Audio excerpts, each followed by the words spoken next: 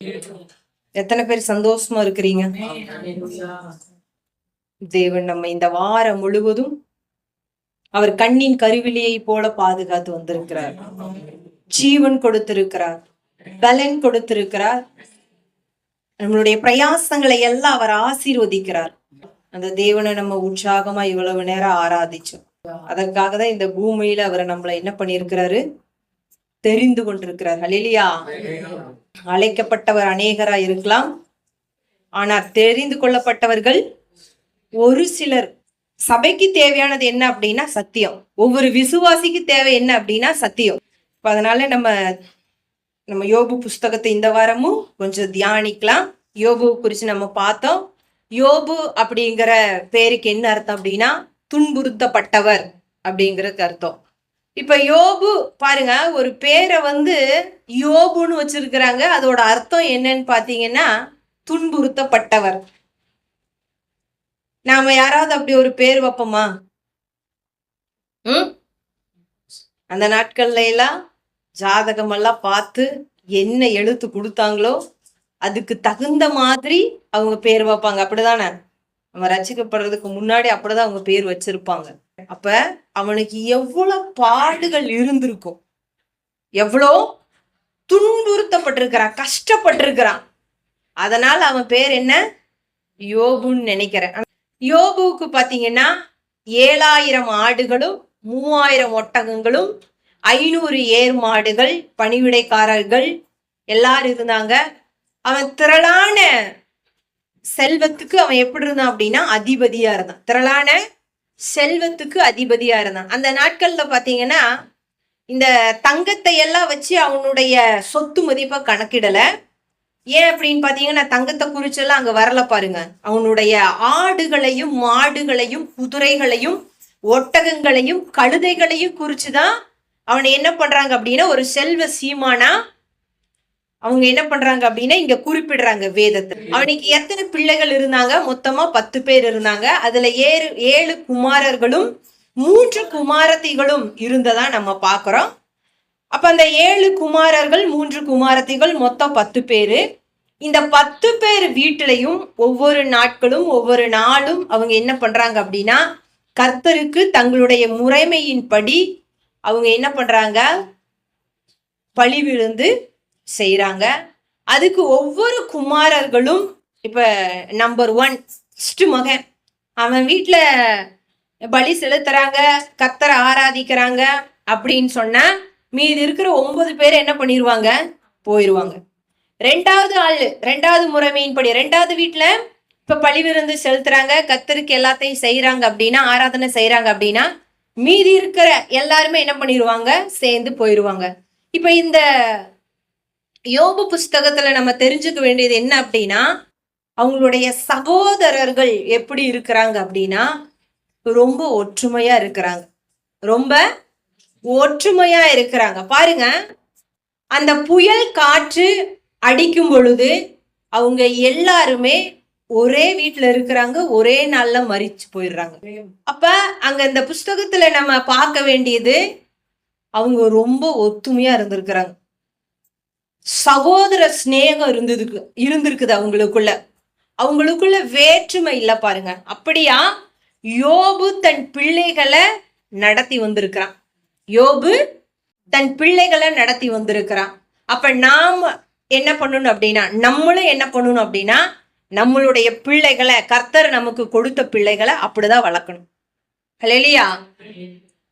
அப்படிதான் வளர்க்கணும். அந்த ஒற்றுமை, அந்த யூனிட்டி அவங்களுக்குள்ள இருக்குது.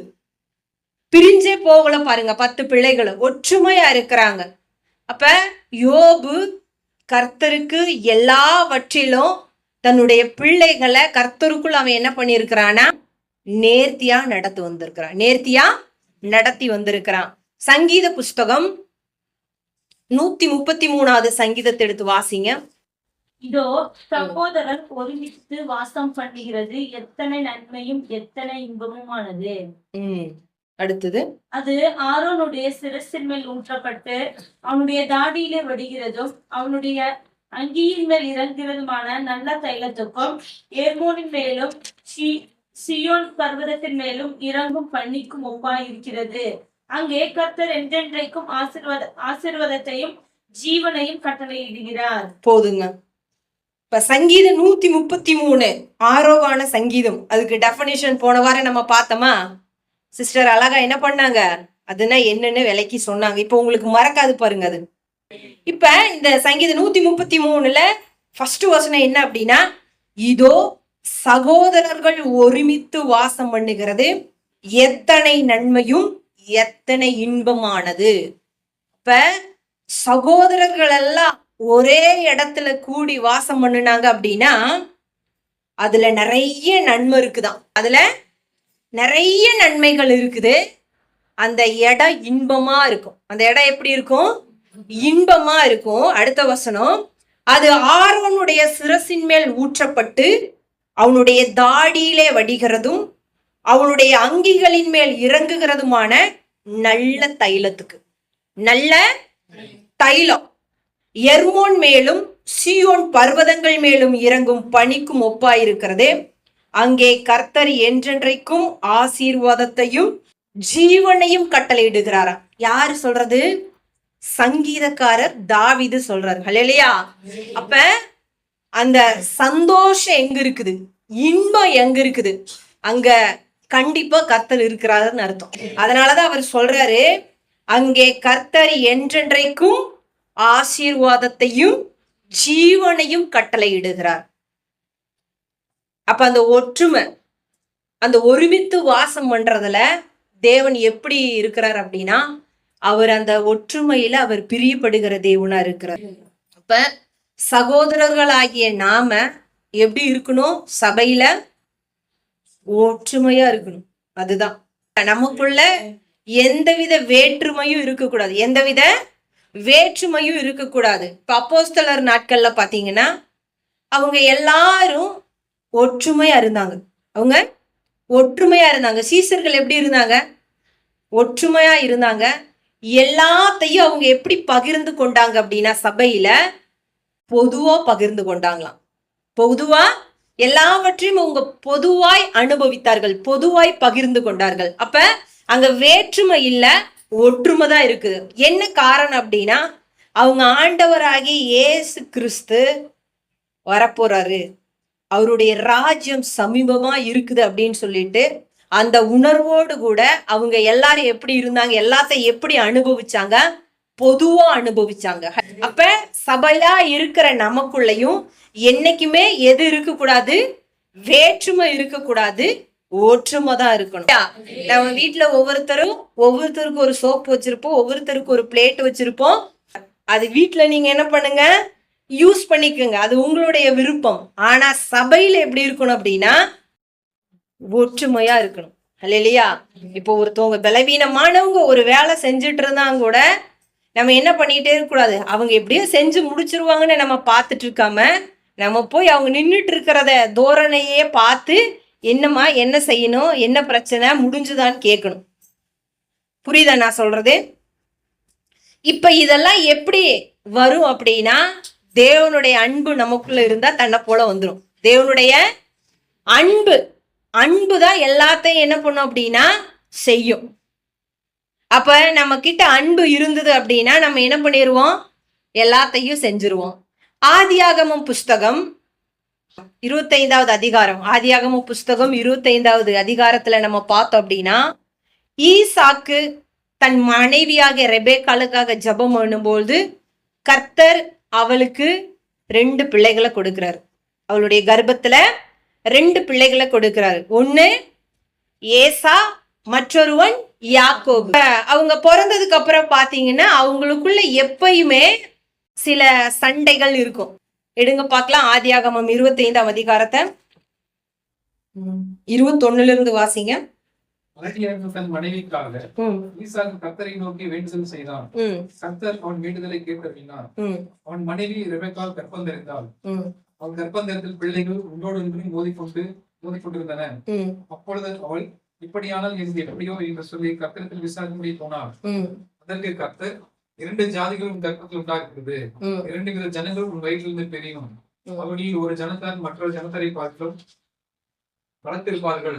மூத்தவன் இளையவனை செய்விப்பான் என்றார். பிரசவ காலம் பூர்ணமான போது அவள் கர்ப்பத்தில் இரட்டை பிள்ளைகளா இருந்தது. மூத்தவன் சிவந்த நிறமுள்ளவனாயும் சர்வாங்கமும் ரோம அங்கியும் கோட்டமும் போலவும் வெளிப்பட்டான். அவனுக்கு ஏசா என்று பெயரிட்டார்கள். பின்பு அவன் சகோதரன் தன் கையினால் ஏசாவின் குதிகாலை பிடித்துக் கொண்டு வெளிப்பட்டான். அவனுக்கு யாக்கோபு என்று பெயரிட்டார்கள். இவர்களை அவள் பெற்ற போது ஈசாக்கு 60 வயதிருந்தார். இந்த பிள்ளைகள் பெரியவர்களான போது ஏசா வேட்டையிலும் வல்லவனும் மன சஞ்சரியமா இருந்தான்.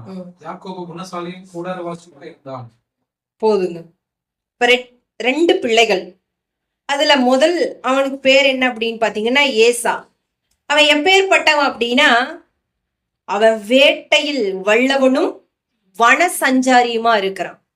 இந்த யாக்கோபு பாத்தீங்க அப்படின்னா, அவன் குணசாலி, அவன் கூடாரவாசி. அவன் குணசாலி, கூடாரவாசி. ஒரு ஆளு வீட்லயே இருக்காது, ஒரு ஆளு வீட்லயே இருக்காது. ஏன் அப்படின்னா, அவருடைய வேலையே வீட்டுல என்ன பிரச்சனை எல்லாம் பார்க்க மாட்டாரு. ஊர்ல என்ன பிரச்சனை, ஊர்ல என்ன பிரச்சனை. ஆனா இந்த சின்னவர் இருக்கிறாரு இல்லையா யாக்கோபு, இவருக்கு எப்பயுமே வீட்டுக்குள்ளேயேதான் பிரச்சனை. இவருக்கு எப்பயுமே வீட்டுக்குள்ளேயேதான் பிரச்சனை. அவர் எப்பேற்பட்டவர்னா குணசாலி. யாக்கோபுடைய கேரக்டர்ல அவனுக்கு முக்கியமானது என்ன அப்படின்னா, அவன் குணசாலி, அவன் கூடாரவாசி. அவன் குணசாலி, கூடாரவாசி. அதுக்கப்புறம் பாத்தீங்கன்னா ஏசா பாத்தீங்கன்னா, அவன் வேட்டைக்கு போயிட்டு தன்னுடைய தகப்பனுக்கு, அவனுடைய வாய்க்கு ருசிகரமா இருக்கிற பதார்த்தங்கள் அவன் என்ன பண்ணுவான்னா கொண்டு வருவான். அப்ப ஏசா பாத்தீங்கன்னா, ஏசாவின் மேல் ஈசாக்கு எப்படி இருந்தார் அப்படின்னா பட்சமா இருந்திருக்கிறார். நல்ல அன்பு, நல்ல அன்பு. யார காட்டிலும், தன்னுடைய இளைய மகன் யாக்கோபை காட்டிலும் ஏசா மீது ஈசாக்குக்கு ரொம்ப அன்பு அதிகம். ஆனா யாக்கோபு மேல யாருக்கு அன்பு அதிகம் அப்படின்னா ரெபேக்காளுக்கு ரொம்ப அன்பு. அப்ப மூத்த பிள்ளை மேல அப்பாவுக்கு பாசம் அதிகம், இளைய மகன் மேல அம்மாவுக்கு பாசம் அதிகம். இது எல்லார் வீட்லயும் இருக்கும், இது எல்லார் வீட்லயும் இருக்கும். இல்ல அப்படின்னா அதை என்ன பண்ணிருக்க மாட்டாங்க, இந்த மாதிரி ஒரு ஸ்டேட்மெண்ட் ஆவியானவர் எழுதி வச்சிருக்க மாட்டாரு. அப்போ ஒரு நாள் என்ன பண்றாரு அப்படின்னா, ஏசா வெளியில போயிட்டு ரொம்ப டயர்ட் ஆகி களைத்து போய் அவர் வீட்டுக்கு வர்றாரு. இங்க யாக்கோபு என்ன செஞ்சுட்டு இருக்கிறாரு அப்படின்னா கூழ் செஞ்சுட்டு இருக்கிறாரு. என்ன செஞ்சுட்டு இருக்கிறாரு? கூழ் செஞ்சுட்டு இருக்கிறாரு. இப்ப ஏசா யாக்கோபு கிட்ட கேக்குறாரு. 30வது வசனம். அப்பொழுது ஏசா யாக்கோபை நோக்கி, அந்த சிவப்பான கூழிலே நான் சாப்பிட கொஞ்சம் தான், இளைத்திருக்கேன் என்றான். இதனாலே அவனுக்கு ஏதோம் என்கிற பேர் உண்டாயிற்று. அப்பொழுது யாக்கோபு, உன் சேஷ்ட புத்திர பாகத்தை இன்று எனக்கு விற்று போடு என்றான். அதற்கு ஏசா, இதோ நான் சாக போகிறேனே, இந்த சேஷ்ட புத்திர பாகம் எனக்கு என்னத்துக்கு என்றான். அப்பொழுது யாக்கோபு, இன்று எனக்கு ஆணையிட்டதை கொடு என்றான். அவன் யாக்கோபுக்கு ஆணையிட்டு தன் சேஷ்ட புத்திர பாகத்தை அவனுக்கு விற்று போட்டான். அப்பொழுது யாக்கோபு ஏசாவுக்கு அப்பத்தையும் பயிற்றங்கூளையும் கொடுத்தான். அவன் புசித்து குடித்து எழுந்திருந்து போய்விட்டான். இப்படி ஏசா தன் சேஷ்ட புத்திர பாகத்தை அலட்சியம் பண்ணினான். ஏசா தன் சேஷ்ட புத்திர பாகத்தை அலட்சியம் பண்ணிட்டான். இவன் வனத்துக்கு போயிட்டு ரொம்ப டயர்டு, வேட்டையாடி. இப்ப நம்ம வேலைக்கு போயிட்டு வந்தா எவ்வளவு டயர்டா இருக்கிறோம், அந்த மாதிரி ஒரு காட்டுக்கு போயிட்டு வேட்டையாடி வர்றவங்களுக்கு எவ்வளவு டயர்டா இருக்கும். அப்ப இந்த யாக்கோபு என்ன பண்ணிட்டு இருக்கிறான், அந்த நேரத்துல ஏதோ ஒரு கூழ்னு வச்சுக்கோங்களேன், ஒரு ராய் கூழும் கூட நம்ம இதுல சொல்லிக்கலாம். அந்த மாதிரி இவரு சாப்பாடு செஞ்சுட்டு இருக்கிறாரு. இப்ப ஏசா என்ன கேக்குறாரு, எனக்கு நீ செய்யறதெல்லாம் கொஞ்சம் கொடு. இப்ப வீட்டுல 2 சாக்லேட் வாங்கிட்டு வந்தா நம்ம என்ன பண்ணுவோம், ஃபர்ஸ்ட் ஆளு சாப்பிட்டு முடிச்சுட்டு 2வது ஆள் அப்படியே சாப்பிடாம வச்சிருக்கோம். ஃபர்ஸ்ட் ஆள் என்ன பண்ணும், கொஞ்சம் குடுன்னு கேட்கும் இல்லையா. இப்ப இந்த செகண்ட் ஆள் என்ன கேட்பாங்க அப்படின்னா, எல்லார் வீட்லயும் நடக்கும், அதை குடு, இதுக்கு முன்னாடி ஏதோ ஒன்று வாங்கி வச்சிருப்போம் நம்ம, அதை எனக்கு கொடுத்தீங்கன்னா நான் இந்த சாக்லேட்ல கொஞ்சம் கொடுப்பேன் அப்படின்னு சொல்லுவாங்க. சின்ன வயசுல இருந்து நம்ம அதை என்ன பண்ணலாம், ஒவ்வொருத்தருடைய வாழ்க்கையிலேயே அது நடந்திருக்கு ஏதோ ஒரு காலகட்டத்துல. அப்படி இந்த ஏசா கேக்குறான். கேட்கும் பொழுது யாக்கோபுக்கு அதுதான் டைம். அந்த டைம்ல கேட்டாதான் சின்ன பிள்ளைகள் கொண்டு அதை கொடுப்பாங்க. இப்ப யாக்கோபும் என்ன பண்றான் அப்படின்னா, தன்னுடைய அந்த சேஷ்ட புத்திர பாகம் அப்படிங்கிறது சொத்துல பங்கு மட்டும் இல்ல, எல்லாத்துலயும் அந்த முதல் பிள்ளைக்குத்தான் எல்லாத்துலயுமே என்ன இருக்கு அப்படின்னா, சொத்துலையாகட்டும் எல்லாத்துலயும் உரிமை ஜாஸ்தி. அந்த உரிமையை தான் யாரு கேட்கறது? யாக்கோபு கேட்கிறான். யாக்கோபு, இதான் டைம். இந்த டைம்ல நம்ம என்ன பண்ணிடணும்? கேட்டுறணும். உடனே இவர் என்ன சொல்றாரு அப்படின்னா, நான் இப்ப சாக போறேன். ஏசாவுடைய ஸ்டேட்மெண்ட். ஏசா என்ன சொல்றாரு அப்படின்னா, நான் இப்ப என்ன பண்ண போறேன்? சாக போறேன். எனக்கு எதுக்கு இந்த சேஷ்ட புத்திர பாகம்? இத நீயே வச்சுக்கன்னு சொல்லிடுவாரு. யார்கிட்ட? யாக்கோபு கிட்ட. சொன்னது மட்டும் இல்லாம நீ என்ன பண்ணு? ஆணையிட்டு கொடு. அதாவது உடன்படிக்க. நம்ம சொல்றோம் இல்ல, நீ சத்தியம் பண்ணு சொல்றோமா இல்லையா? நம்ம என்ன பண்ணுவோம்? நீ சத்தியம் பண்ணு. அதான் இங்க ஆணையிட்டு கொடுக்கறது. நீ சத்தியம் பண்ணி சொல்லு. அப்பதான் நீங்க என்ன பண்ணுவீங்க? அந்த சத்தியத்தை, அந்த உடன்படிக்கைய மீற மாட்ட அப்படின்னு சொன்ன உடனே ஏசா என்ன பண்றாரு? யாக்கோபுக்கு ஆணையிட்டு கொடுக்குறாரு. ஆணையிட்டு, வாயின் வார்த்தைகள் தான். அப்ப ஆணையிட்டு கொடுக்கும் பொழுது இவர் அந்த பூளை என்ன பண்ணிடுறாரு? கொடுத்துறாரு, இந்தா அப்படின்னு சொல்லிட்டு. அப்ப எல்லாவற்றையும் ஏசா யாக்கோபு கிட்ட என்ன பண்ணிடுறாரு? அடமானம் வச்சிடறாரு. எல்லாத்தையும் அடமானம் வச்சிடுறாரு. யாருமே இதை செய்வாங்களா அப்படின்னா செய்ய மாட்டாங்க. யாருமே செய்வாங்களான்னா செய்ய மாட்டாங்க. இப்ப இருக்கிற காலகட்டத்துல செத்து போனா நான் போய்க்கிறேங்கிறாங்க இல்லையா? இப்ப சொத்தெல்லாம் நான் என்ன பண்ண மாட்டேன்? எழுதி கொடுக்க மாட்டேன். ஆனா இந்த ஏசா சொத்தை என்ன பண்ணிடுறாரு? அந்த பாகத்தையே எனக்கு எதுவுமே வேண்டாம், நீயே வச்சுக்க. ஒன்னே ஒண்ணு சொல்றாரு பாருங்க, நான் சாக போறேன். நான் சாக போறேன். ஆண்டவர் அப்படிதான் வந்தார். ஹல்லேலூயா. பிதாவாகிய தேவன் குமாரனாகிய கிறிஸ்துவ இந்த பூமிக்கு அப்படிதான் அனுப்புறாரு. மூத்த சகோதரனா அனுப்புறாரு. அவருக்கு தெரியும் அவர் சாக போறாருன்னு தெரியும். அவரே சாக போறாருன்னு தெரியும். யாக்கோபாகிய நமக்கு பிதா கிட்ட அவருக்கு என்னென்ன இருந்ததோ, என்னென்ன ஆசீர்வாதம், மகிமை, அதையெல்லாம் யாக்கோபாகிய நமக்காக அவர் சாக போறாருன்னு தெரிஞ்ச நம்ம மேல அதை எல்லாத்தையும் அவர் எழுதி வச்சிட்டார். ஹல்லேலூயா. சொல்றான். இதை நான் தியானிக்கும் பொழுது ஏசா பாருங்க, ஏற்கனவே அவனை குறிச்சு அவனுக்கு தெரியற மாதிரி சொல்றான் பாருங்க. நான் என்ன பண்ண போறேன்? சாக போறேன். தெரிஞ்சிருக்குது.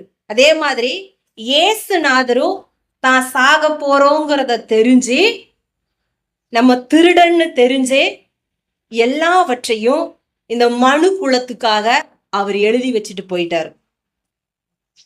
தன்னுடைய மகிமை, தன்னுடைய கணம், ஐஸ்வர்யம் எல்லாத்தையும் அவர் என்ன பண்ணி வச்சுட்டு போயிட்டாரு? இந்த மனு குலத்துக்காக, உங்களுக்காகவும் எனக்காகவும் அவர் எழுதி வச்சுட்டு போயிட்டாரு. ஹல்லேலூயா. நம்ம யாரு? திருடர்கள். நம்ம யாரு? பொய் சொல்றவங்க, மகா கொடிதானவர்கள் நம்ம. அப்ப எவ்வளோ பெரிய நேசம் பாருங்க. ஆனா ஈசாக்குக்கு ஏசா மேலதான் என்னது? பாசம் அதிகம். அவன் பாருங்க, ஏசா கிட்டதான் பட்சமா இருக்கிறான். அப்ப பிதாவாகிய தேவனும் ஏசுநாதர் இடத்துல அப்படிதான் இருந்திருப்பாரு. பட்சமா இருந்திருப்பாரு. பயங்கரமான நேசமா இருந்திருப்பாரு. ஆபிரகாம் எப்படி ஈசாக்கு மேல அவர் சொல்றாரு பாத்தீங்களா? என்ன சொல்றாரு பிதாவாகிய தேவன்? உன் ஏக சுதனும் உன் நேசகுமாரனும் ஆகிய ஈசாக்கு. அந்த மாதிரிதான் ஏசுநாதர் பிதாவாகிய தேவனுக்கு இருந்திருப்பாரு. ஹல்லேலூயா. ஆனா இந்த மனு குலத்துக்காக, இந்த மனுஷனுக்காக, எனக்காகவும் உங்களுக்காகவும் அவர் அப்பேற்பட்ட நேசத்தை எல்லாம் விட்டுட்டாரு பாருங்க. ஹல்லேலூயா. அப்ப அததான் நம்ம சொல்றோம், அவர் நல்லவர்னு, அவர் வல்லவர் அப்படின்னு. மகிமை அனைத்தும் அவருக்கே உரியதுன்னு சொல்றோம் நம்ம. ஹல்லேலூயா. அப்ப எப்பேற்பட்ட ஒரு நேசத்தையும், ஒரு இரக்கத்தையும், ஒரு கிருபையையும், தயவையும் அவர் நம்ம மேல வச்சிருக்கிறாரு. ஹல்லேலூயா. நம்ம எல்லாம் மடிஞ்சு போயிருவோம். நோவா காலத்துல இந்த பேலை என்ன ஆகும்? எத்தனையோ கண்கள், நம்ம இப்ப பாடினீங்க இல்லையா, அழிஞ்சு போயிரும். இவங்கெல்லாம் மறிச்சு போயிடுவாங்கன்னு எத்தனையோ கண்கள் பார்த்துட்டு இருந்திருக்கும். ஆனாலும் தேவன் அந்த பேழைய அரராத்துங்கிற ஒரு மலையில அப்படியே ஒதுக்கி வச்சுட்டாரு. ஹல்லேலூயா. அப்ப அந்த கண்கள் எல்லாமே வெட்கப்பட்டு போகும்படியாக தேவன் செஞ்சிருக்கிறார். அப்ப அவர் இந்த மனுஷனாகி நம்ம மேல வச்ச தயவு பெரியது, இரக்கம் பெரியது, கிருபை பெரியது. அப்பேற்பட்ட தேவனை தான் நம்ம ஆராதிச்சுட்டு இருக்கிறோம். அப்ப நமக்குள்ள சபையில அந்த சகோதர சிநேகம் வேணும். ஏன் அப்படின்னா, திருடனா பொய் சொல்றவங்களா களவாடுறவங்களா இருந்த நம்மள அவர் பாருங்க மறிக்க போறேன்னு தெரிஞ்சு அதை என்ன பண்ணிட்டாரு, எழுதி கொடுத்துட்டாரு. இப்ப இந்த ஸ்டோரிய, ஏசா யாக்கோபு ஸ்டோரிய நம்ம யாரோட ஒப்பிட்டு பாக்குறோம்? ஏசுநாதரோடையும் நம்மளோடையும் ஒப்பிடுறோம். ஏசுநாதர் தான் ஏசா, யாக்கோபுங்கிறது நாம தான். அவருக்கு என்ன தாகம், அவருக்கு என்ன பசி, நம்மெல்லாம் கெட்டு போக கூடாது, நம்மெல்லாம் மறிச்சு போயிடக்கூடாது, நாமெல்லாம் அழிஞ்சு போயிடக்கூடாது. அவன் பாருங்க களைச்சு போய் வந்திருக்கிறான், வேட்டையாட போயிட்டு களைச்சு போய் வந்திருக்கிறான். களைப்பு அப்படிங்கிறது ஏசுநாதருடைய அந்த களைப்பு அப்படிங்கிறது என்ன அப்படின்னா, மனுஷன் மறிச்சு போயிடக்கூடாதுங்கிறதுக்காக அவர் களைச்சு போயிருக்கிறார். ஹல்லேலூயா. அதை செய்யறதுக்காக அவர் வந்திருக்கிறார். அவருக்கு ஒரு இளைப்பாறுதல் வேணும். அதுக்காக என்ன பண்ணிட்டாரு, ஏசா நீயே வச்சுக்க அப்படின்னு சொல்லிட்டு அவர் என்ன பண்ணிட்டாரு, அங்க எழுதி இருக்குது, ஏசா தன் சேஷ்ட புத்திர பாகத்தை அலட்சியம் பண்ணனான் அப்படின்னு. அப்படியெல்லாம் கிடையாது. ஹல்லேலூயா. அவர் என்ன பண்ணாரு, யாக்கோபுக்கு விட்டு கொடுத்துட்டு போயிட்டாரு. யாக்கோபுக்கு விட்டு கொடுத்துட்டு போயிட்டாரு. இப்ப ஈசாக்குடைய கண்கள் பாத்தீங்கன்னா பார்வை மங்கி போச்சு, எதுவுமே தெரியல. இப்ப இவர் என்ன பண்றாருன்னா, தன்னுடைய மூத்த மகனாகிய ஏசாவை கூப்பிட்டு 26வது அதிகாரத்துல நம்ம வாசிக்கலாம். அதை கூப்பிட்டு என்ன பண்றாரு, நான் வந்து உன்னை ஆசீர்வதிக்க விரும்புறேன், நீ வனத்துக்கு போயிட்டு நான் ஏதோ ஒண்ணு என்ன பண்ணு, வனத்துல போயிட்டு ஏதோ ஒரு வேட்டையாடி நீ கொண்டு வந்து அதை சமைச்சு கொடு, நான் வந்து அதை சாப்பிட்டுட்டு என்ன பண்றேன், உன்னைய ஆசீர்வதிக்கிற அப்படிங்கிறாரு. உடனே இவர் வனத்துக்கு போயிட்டாரு. இந்த கதையெல்லாம் ரெபேக்காள் கேட்குறாங்க. தன்னுடைய இளைய மகனாகிய யாக்கோபு கூப்பிட்டு, அப்பா வந்து என்ன பண்றாரு, மூத்தவனை ஆசீர்வதிக்கணும்னு விரும்புறாரு. நீ என்ன பண்ண அப்படின்னா, நீ மந்தையில போயிட்டு ஒரு வெள்ளாட்டு கடாவை பிடிச்சிட்டு வா, நான் அதை சமைச்சு கொடுக்குறேன், நீ அதை கொண்டு போயிட்டு என்ன பண்ண, உன் தகப்பனுக்கு கொடுத்துரு ஈசாக்குன்னு சொல்றாங்க. உடனே யாக்கோபு என்ன சொல்றாரு, ஏசா ரோமம் மிகுந்தவன், அப்பா வந்து கண்டுபிடிச்சிட்டாரு அப்படின்னா என்ன பண்ணிடுவாரு, சபிச்சிருவாரு அப்படின்னு சொல்லும்போது ரெபேக்காள் சொல்றாங்க, அப்படியெல்லாம் இல்லை, அவர் அப்படி உன்னை சபிச்சாலும் அந்த சாபம் என் மேல வரட்டும், நான் சொல்றதை மட்டும் நீ செய்ய அப்படிங்கிறாங்க. ஹல்லேலூயா. அப்ப ரெபேக்காள் என்ன சொல்றாங்களோ அதன்படி யாக்கோபு என்ன பண்றாரு, செய்யறாரு. இப்ப யாக்கோபு செய்யும் பொழுது ஈசாக்கு எல்லா ஆசீர்வாதங்களையும் யாக்கோபு மேல கூறுறாரு. இப்ப எல்லாமே முடிஞ்சதுக்கு அப்புறம் ஆசீர்வாதம் எல்லாம் ஈசாக்கு நல்லா சாப்பிட்டுட்டு யாக்கோபு என்ன பண்ணிட்டாரு, ஆசீர்வதிச்சிட்டாரு. இப்ப ஏசா வர்றாரு. ஏசா வந்து சொல்லும் பொழுது நீ யாருன்னு கேட்கிறாரு ஈசாக்கு. அப்ப ஏசா சொல்றாரு, நான் உன் மூத்த மகனாகிய ஏசா. அப்ப இதுக்கு முன்னாடி யார் வந்துட்டு போனது, யாக்கோபு. அப்ப அங்கேயும் ஏசாவுக்கு என்னதான், ஏமாற்றம் தான். அதுக்கு ஈசாக்கு என்ன சொல்றாரு அப்படின்னா, நான் எல்லா ஆசீர்வாதங்களையும் நான் யார் மேல கூறிட்டேன், யாக்கோபு மேல கூறிட்டேன் அப்படின்னு சொல்லும் பொழுது, அதனால அழகான வசனம் ஆதியாகமம் 27:38. ஏசா தன் தகப்பனை நோக்கி, என் தகப்பனே என்னையும் ஆசீர்வதியும் என்று சொல்லி ஏசா சத்தமிட்டு அழுதான். ஏசா சத்தமிட்டு அழுகிறான். ஏற்கனவே என்ன பண்ணிட்டான், யாக்கோபு சேஷபுத்திர பாகத்தையும் வாங்கிட்டான். இப்ப என்ன பண்ணிட்டான், கடைசியா அவன் மரணம் அடைகிறதுக்கு முன்னாடி தனக்கு வர வேண்டிய அந்த ஆசீர்வாதம் தனக்கு கிடைக்காதபடி அதையும் என்ன பண்ணிட்டான், முந்தி வாங்கிக்கிட்டான். அதுக்கு ஈசாக்கு சொல்றாரு பாருங்க 40, உன் பட்டயத்தினாலே நீ பிழைத்து உன் சகோதரனை சேவிப்பாய், நீ மேற்கொள்ளும் காலம் வரும்போதே உன் கழுத்தில் இருக்கிற அவனுடைய நுகத்தடியை முறித்து போடுவாய் என்றான். யாக்கோபை தன் தகப்பன் ஆசீர்வதித்தது நிமித்தம் ஏசா யாக்கோபை பகைத்து என் தகப்பனுக்காக துக்கிக்கும் நாட்கள் சீக்கிரமாய் வரும், அப்பொழுது என் சகோதரனாக யாக்கோபை கொன்று போடுவேன் என்று ஏசா தன் இருதயத்திலே சொல்லிக் கொண்டான். இப்ப இங்க ஒரு என்ன ஆயிடுச்சு அப்படின்னா, ஒரு கசப்பு வந்துருச்சு ஏசாவுக்கு. யாரு மேல? யாக்கோபு மேல ஒரு கசப்பு வந்துருச்சு. பயங்கரமான கோபம் அவனுக்கு இவன் மேல. இவன் என்ன பண்ணிட்டான்? எல்லாத்துலயும் நான் ஒரு ஏமாற்றப்பட்ட சூழ்நிலையில இருக்கிறேன் அப்படிங்கறதுல ஏசா என்ன பண்றாரு? ரொம்ப பாதிக்கப்பட்டிருக்கிறாரு. அவனுடைய இருதயம் பாதிக்கப்பட்டிருக்குது. இப்ப இங்க பாத்தீங்கன்னா 42வதுல மூத்த மகனாகிய ஏசாவின் வார்த்தைகள் ரெபேக்காளுக்கு அறிவிக்கப்பட்டது.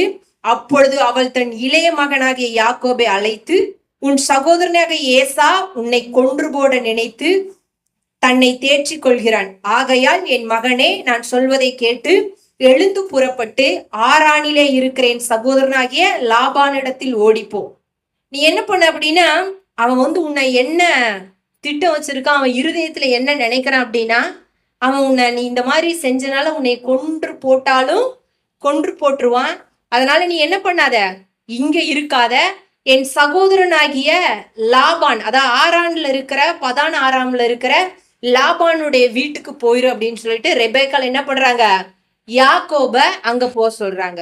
இன்னொரு ஸ்டேட்மெண்ட் சொல்றாங்க, நீங்க இந்த மாதிரி சண்டை போட்டுக்கிட்டீங்க அப்படின்னா, நீங்க 2 பேர் சண்டை போட்டுக்கிட்டீங்க அப்படின்னா ஒரே நாள்ல நீங்க என்ன பண்ணிருவீங்க? மரித்து போயிருவீங்க.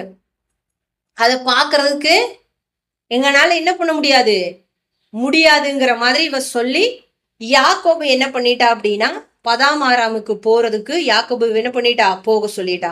இப்ப யாக்கோபு இவங்க 2 பேத்துக்கிட்டே ஆசீர்வாதத்தை வாங்கிட்டு அவங்களுடைய சொல்லின்படி இவ பதாம் ஆரானுக்கு, அதாவது ரெபேக்காளுடைய சகோதரன் வீட்டுக்கு போயாச்சு. யாரு? யாக்கோபு.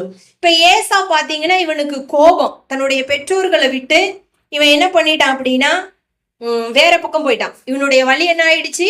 மாறி தன்னுடைய தகப்பனும் எல்லாரும் சேர்ந்துதான் என்ன பண்ணிட்டாங்க? பிளான் பண்ணி என்னை ஏமாத்திட்டாங்க மாதிரி நினைச்சு இவன் என்ன பண்ணிட்டான்? தன்னுடைய வழியில இவன் போயிட்டான். அங்க போய் அவன் என்ன பண்ணிட்டான்? அதாவது கல்யாணம் பண்ணி அவன் ஒரு பெரிய ஆளு, ஏதோம்ல அவன் ஒரு பெரிய ராஜா மாதிரி அவன் ஒரு வழியா போயிட்டான். இப்ப இந்த யாக்கோபு பாத்தீங்கன்னா பதாம் ஆராம்ல போயிட்டு தன்னுடைய மாமனாகிய லாபான் இடத்துல 2 பெண்கள் இருக்கிறாங்க. அதுல முதல் ஒருத்தி அவன் என்ன பண்றான்? நேசிக்கிறான், ராகேல். ராகேலுக்காக 7 வருஷம் அந்த மாமனார்கிட்ட அவன் அடிமையா வேலை செய்யறான். அதுக்கப்புறம் பாத்தீங்கன்னா சரி 7 வருஷம் முடிச்சு இவன் ராகேலை கல்யாணம் பண்ணி வச்சிருவான்னு நினைச்சு அவன் ராகேலை கல்யாணம் பண்ணி வைக்கல, லேயால கல்யாணம் பண்ணி வச்சிட்டான். இப்ப மறுபடியும் ராகேலை கல்யாணம் பண்றதுக்கு மறுபடியும் என்ன பண்றான்? 7 வருஷம் வெயிட் பண்ணி கிட்டத்தட்ட 14 வருஷம் கல்யாணத்துக்காகவே அவனுக்கு டைம் அங்கேயே போயிருது இல்லையா? இப்ப மறுபடி கல்யாணம் எல்லாம் பண்ணி குழந்தை குட்டிகள் எல்லாம் பெற்றதுக்கு பின்னாடி கிட்டத்தட்ட 20 வருஷம் கழிச்சுதான் அவன் தன்னுடைய ஜென்ம பூமி ஆகிய இடத்துக்கு வர்றான். இப்ப ஜென்ம பூமி ஆகிய இடத்துக்கு வரும் பொழுது அங்க எதிராளி வெயிட் பண்ணிட்டே இருப்பாங்க. எதிராளி வெயிட் பண்ணிட்டே இருக்கான். யாரு?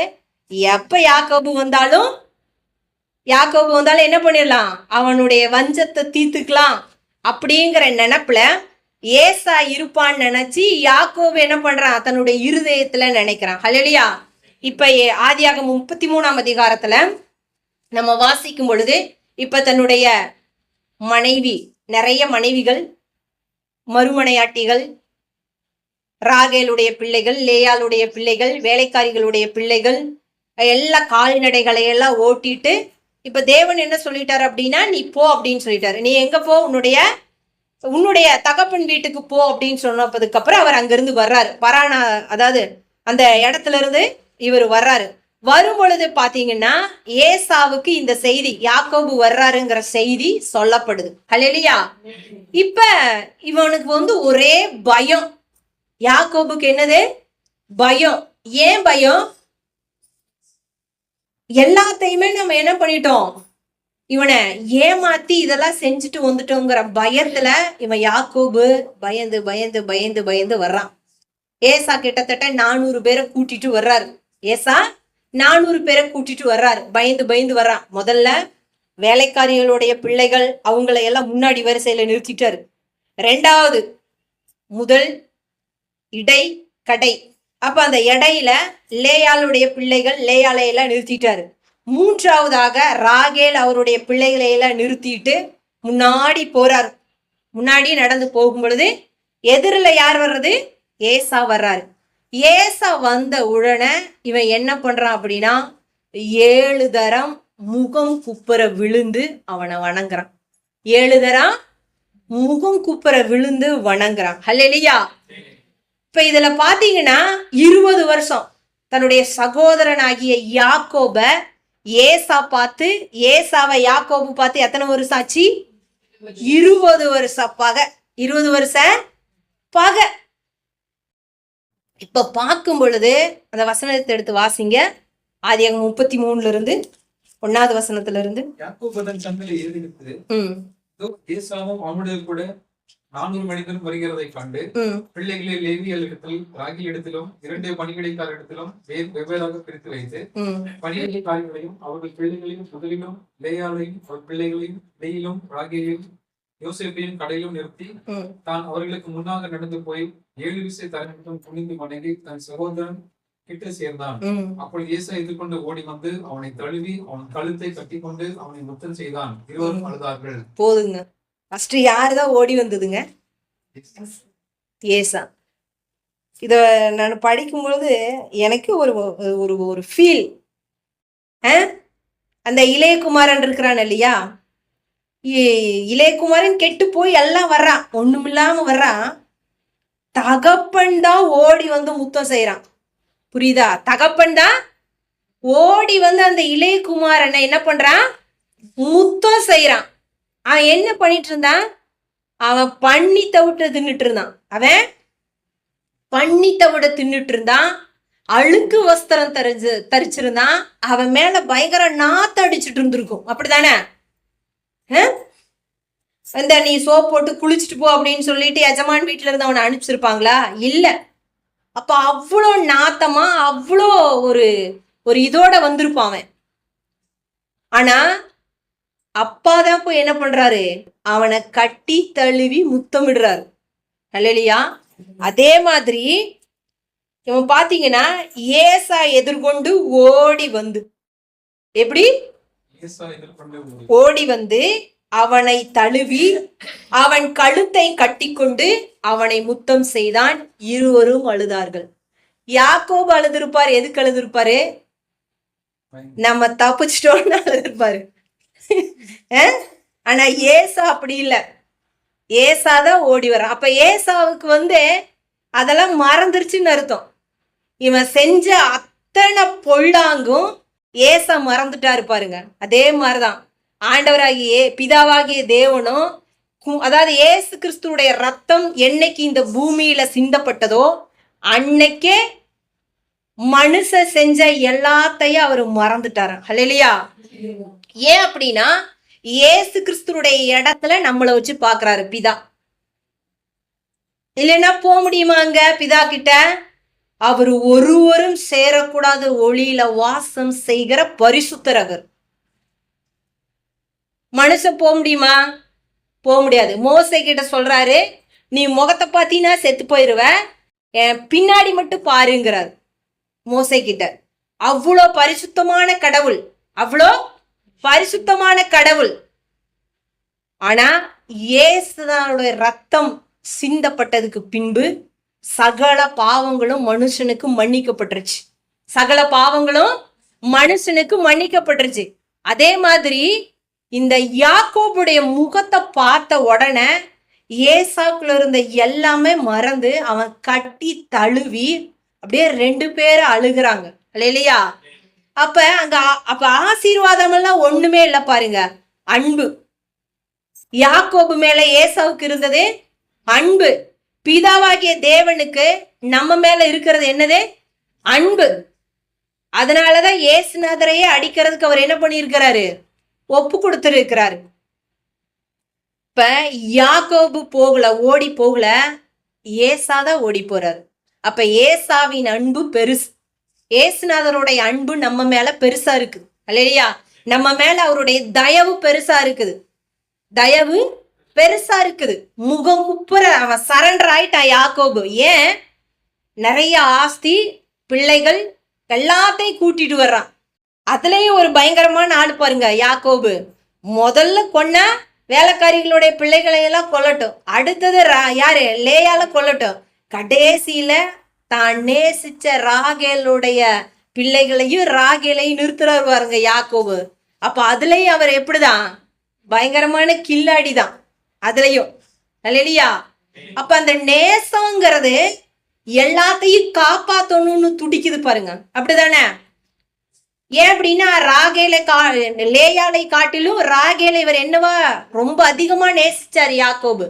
அதனால ஏசா வந்து கொலை செஞ்சாங்க கூட வேலைக்காரியை கொன்னா பரவாயில்ல, அவங்க பிள்ளைகளை கொன்னா பரவாயில்ல, லேயால் போனா பரவாயில்ல. கடைசியில எல்லாம் முடிஞ்சதுக்கு அப்புறம் தான் யாரை டச் பண்ணுவாங்க சொல்லுவாங்கல்ல, முதல்ல நிக்கிறவங்கள அடிச்சா பரவாயில்ல, கடைசியில நிக்கிறவங்க என்ன பண்ணிக்கலாம் பாதுகாத்துக்கலாங்கிற மாதிரி தான் மிகவும் நேசிச்ச அவனுடைய கண்ணுக்கு பிரியமா இருக்கிற ராகேல என்ன பண்றாரு 3வது வரிசையில நிறுத்துறாரு. இப்ப அதுலயும் இவர் என்னதுதான் ஒரு சுயநலவாதி தான் யாரு யாக்கோபு. ஆனா ஏசா அப்படியெல்லாம் இல்ல பாருங்க, அவர்கிட்ட சுயநலமே கிடையாது. அவர் உடனே அவரை கட்டி தழுவி அணைச்சு முத்தம் செஞ்சு அங்க ஒரு பெரிய போர்க்களமே, 2 பேரும் அன்பு அப்படியே ஒருத்தரை அவங்க என்ன பண்ணிக்கிறாங்க பரிமாறிக்கொள்றாங்க. எத்தனை வருஷ பகை? கிட்டத்தட்ட 20 வருஷம் பகை. அப்ப ஏசாவுடைய அன்புதான் ஜெயிச்சிருக்குது, ஏசாவுடைய அன்புதான் ஜெயிச்சிருக்குது. அதுக்கப்புறம் பாத்தீங்கன்னா நிறைய பொருட்கள் எல்லாம் கொடுக்குறாரு. யாரு?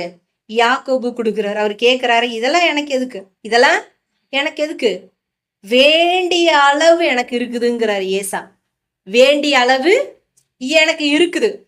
இருந்தாலும் யாக்கோபு என்ன சொல்றாரு, உங்க கண்ணுல தயவு கிடைச்சதே தேவனிடத்துல இருந்து கிடைச்ச தயவுங்கிறாரு. யாரு?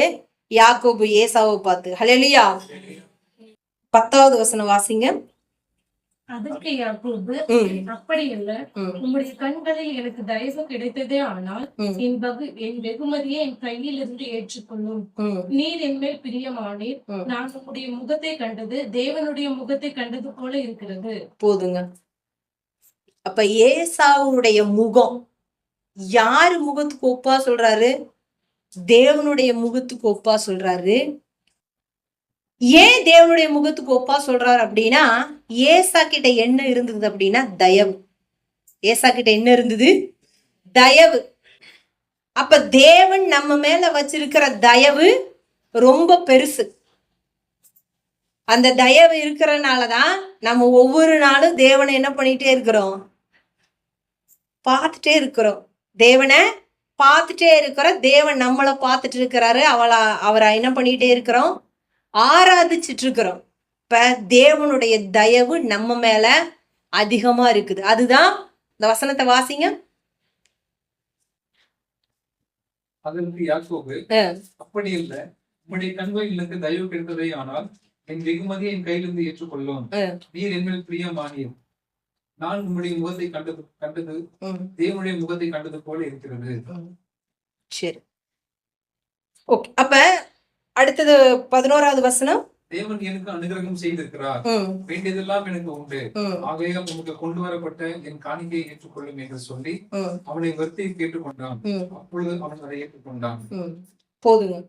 இப்ப அவன் என்ன பண்றான்னா, காணிக்கை கொண்டு வந்த காணிக்கையெல்லாம் ஏசா கிட்ட கொடுத்துட்டு, யாக்கோபு ஏசா என்ன பண்றாரு, சரி வாங்க 2 பேரும் போகலான்னு சொல்றாங்க. அதுக்கு அவன் என்ன சொல்றான், நான் நடத்தி வந்த கால்நடைகள் எல்லாம் கறவை மாடுகள், அதெல்லாம் வந்து வேக வேகமா ஓட்டிட்டு போனா போற வழியில அது என்ன பண்ணிரும், செத்து போயிடும். பால் கறக்கிற மாட்டை வேக வேகமா ஓட்டிட்டு போனா என்ன ஆகும், செத்து போயிடும். அதனால நிறைய ஜனங்க இருக்கிறாங்க, அதனால நான் உங்களோட வர்றது என்னது கஷ்டம், நீங்க முன்னாடி போங்க, நான் பின்னாடி வர்றேன் அப்படின்னு சொல்றாப்புல யாக்கோபு. அப்புறம் வெகுமதிகளை எல்லாம் வாங்கிட்டு ஏசா என்ன பண்றாருன்னா, அவர் தன்னுடைய ஊருக்கு அவர் என்ன பண்ணிடுறாரு, அவரு கடந்து போயிடுறாரு. அப்ப இதுல என்ன இந்த ஏசா யாக்கோபுல நம்ம கற்றுக்கொள்றோம் அப்படின்னா, தயவு பெருசு, தயவு பெருசு.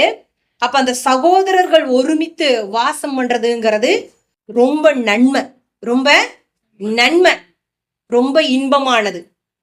இப்ப எடுத்து வாசிங்க சங்கீதம் 133. சகோதரர்கள் ஒருமித்து வாசம் பண்ணுகிறது ம், எத்தனை நன்மையும் எத்தனை இன்பமும் ஆனது. ம், அது ஆரோனுடைய சிரசின் மேல் ஊற்றப்பட்டு ம், அவனுடைய தாடியிலே வழிகிறதும் ம். அவனுடைய அங்கிகளின் மேல் இறங்குகிறதுமான நல்ல தைலத்துக்கும் எர்மோன் மேலும் சியோன் பர்வதங்கள் மேலும் இறங்கும் பனிக்கும் ஒப்பாயிருக்கிறது. ம். அங்கே கர்த்தர் என்றென்றைக்கும் ஆசீர்வாதத்தையும் ஜீவனையும் கட்டளையிடுகிறார். போதுங்க. அங்கதான் சகோதரர்கள் ஒருமித்து வாசம் பண்ணுகிற அந்த இடத்துலதான் என்ன இருக்குது அப்படின்னா கர்த்தருடைய ஆசீர்வாதம் இருக்குது. அங்கதான் ஜீவன் இருக்குது. அங்கதான் ஜீவன் இருக்குது. அததான் யோபு தன் பிள்ளைகளுக்கு கற்றுக் கொடுத்தான். யோபு தன் பிள்ளைகளுக்கு கற்றுக் கொடுத்தான். உங்க பாருங்க, எல்லாத்தையும் இழந்து போனாலும் அங்க என்ன இருக்கு அப்படின்னா அன்பு இருக்குது. தன்னுடைய மனைவி என்ன சொல்றா அப்படின்னா தேவனை தூசிச்சு ஜீவனை விடுன்னு சொல்றா. கிட்டத்தட்ட 42 அதிகாரத்துல அந்த இடத்துலதான் அவ ஒரு வார்த்தை பேசுறான். அந்த இடத்துலதான் ஒரு வார்த்தை பேசுறா. அவனுக்கு உச்சந்தலையில இருந்து உள்ளங்கால் வரைக்கும் பலவீனம். ஆனாலும் அவ அந்த ஒரு வார்த்தை மட்டும்தான் பேசினதா பதிவு செய்யப்பட்டிருக்குது. அவ பாத்தீங்கன்னா யோபுவை விட்டுட்டு போகவே கிடையாது. யோபுவை விட்டுட்டு போகவே கிடையாது. அதற்கு பின்பும் அவனுடைய சிறையிருப்பு மாறுறதுக்கு பின்பும் இன்னும் 10 பிள்ளைகளை தேவன் அவளுக்கு கொடுக்கிறார், யோபுவுக்கு கொடுக்கிறார். இன்னைக்கு இருக்கிற காலகட்டத்துல இன்னைக்கு இருக்கிற காலகட்டம் ரொம்ப மோசமான காலகட்டம். ஒரு சின்ன பேச்சு குடும்பத்துல வந்தாலும் மனைவி பாட்டுக்கு மனைவி அவங்க வழியில போயிடுவாங்க, கணவர் பாட்டுக்கு கணவர் அவங்க வழியில போயிடுவாங்க. இந்த பிள்ளைகள் எல்லாம் நடுத்தருவுல நிக்க வேண்டியதுதான். ஆனா யோபுவின் மனைவி அவ என்ன பண்ணவே இல்லை, கடைசி வரைக்கும் அவளை விட்டுட்டு போகல. கடைசி வரைக்கும் அவரை விட்டுட்டு போகல, அவரோடு கூட இருந்தாங்க. அவ பலவீனத்துலதான், அவனால தாங்க முடியாம தான் அவ அந்த ஒரு வார்த்தைய சொல்றா. அதுக்கப்புறம் ஏதாவது சொன்னாலா அப்படின்னா இல்ல. ஏதாவது சொன்னாலா யோபு மனைவியை பத்தி எழுதி இருக்குதுன்னா எழுதல. அந்த ஒரு இடத்துலதான் அவங்களுடைய சிநேகிதர்கள் எல்லாம் நிறைய பேசுறாங்க, நிறைய அதிகாரங்கள். ஒருத்தர் 3 அதிகாரம் பேசியிருக்கிறான், ஒருத்தர் 5 அதிகாரம் பேசியிருக்கிறான், ஒருத்தர் 2 அதிகாரம் பேசியிருக்கிறான். ஆனா யோபு 20 அதிகாரம் பேசியிருக்கிறான். ஆனா அந்த 42 அதிகாரத்துல ஒரே ஒரு வசனத்துலதான் யோபு மனைவி பேசுறாங்க. அப்ப எவ்வளோ பிரச்சனைகள் வந்தாலும் எவ்வளோ பாடுகள் வந்தாலும் அதாவது கணவனை அவ என்ன பண்ணவே இல்லை, விட்டுட்டு போகவே இல்லை. அல்லேலூயா. அப்ப அது ஒரு நல்ல ஒரு குடும்பம், நல்ல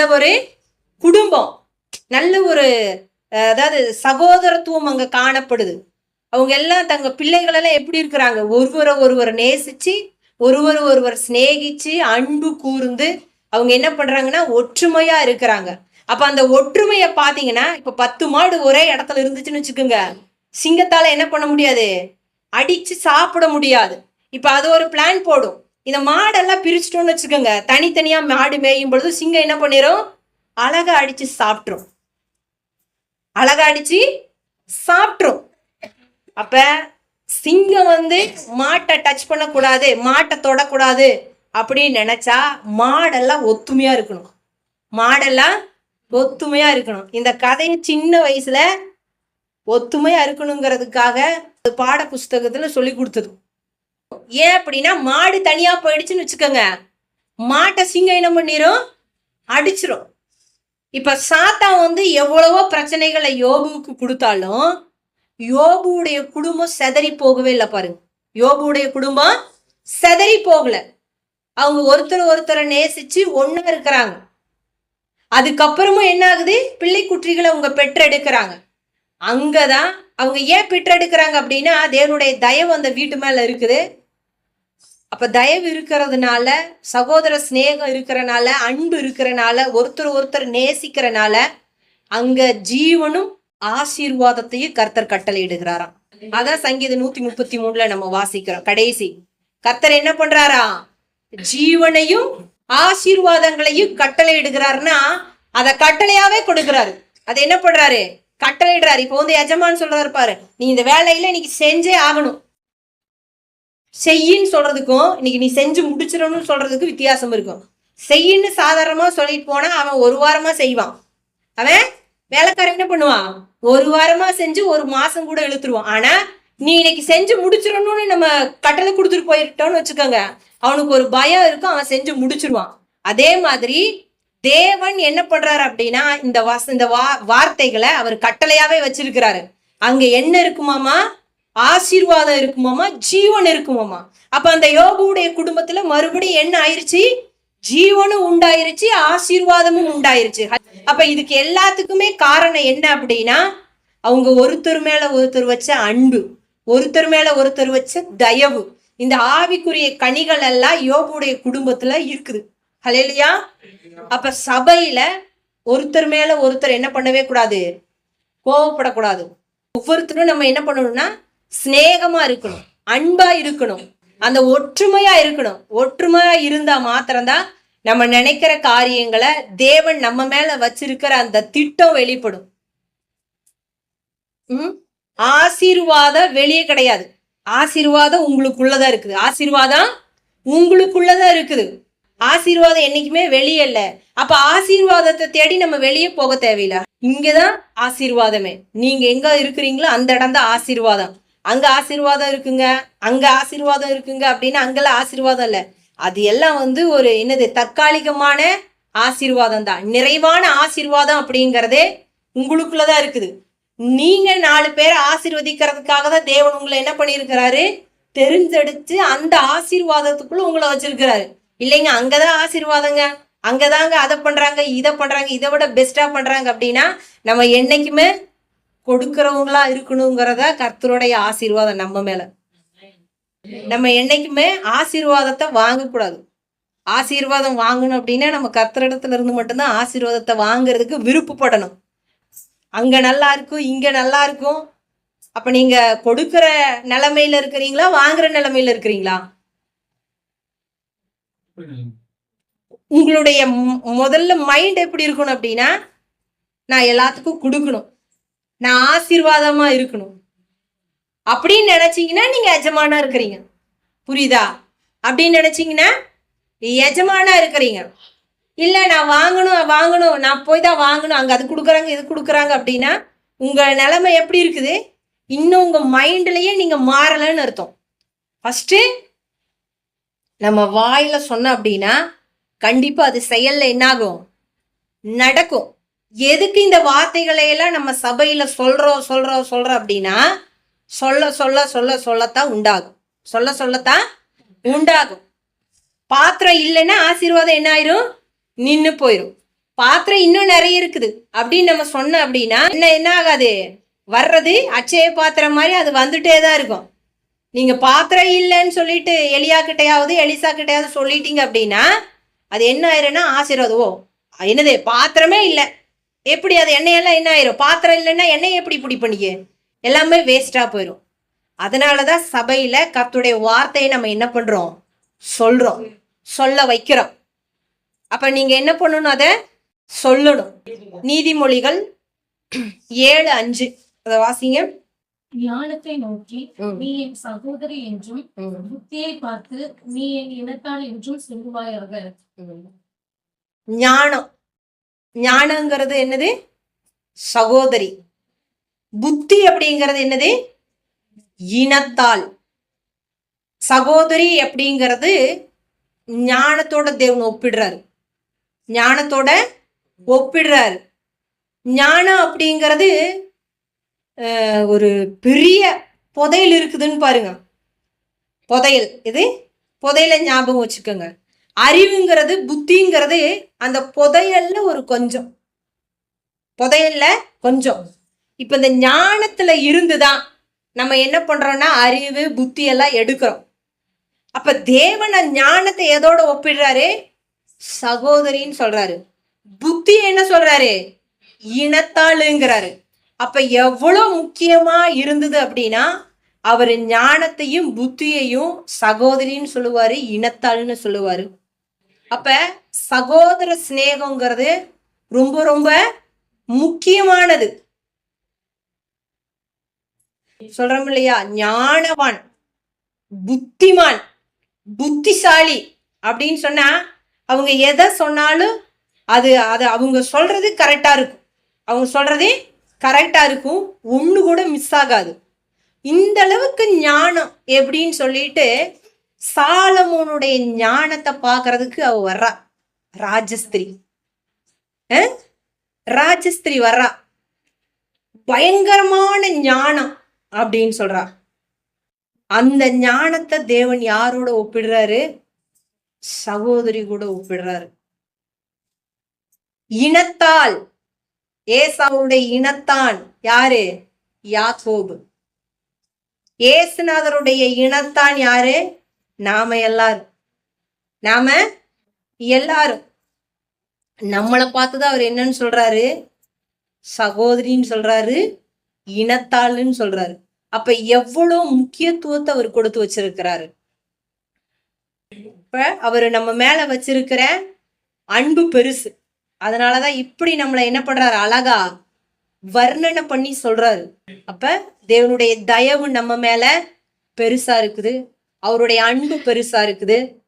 ஏசா எப்படி யாக்கோபை நேசிச்சு எல்லா பகையும் மறந்து கட்டி தழுவி அன்பா இருந்தாரோ, அதே போல ஆண்டவராகிய இயேசு கிறிஸ்துவும் பிதாவாகிய தேவனும் நம்ம மேல அவ்வளோ சிநேகம் வச்சிருக்கிறாங்க, அவ்வளவா நம்மளை நேசிக்கிறாங்க.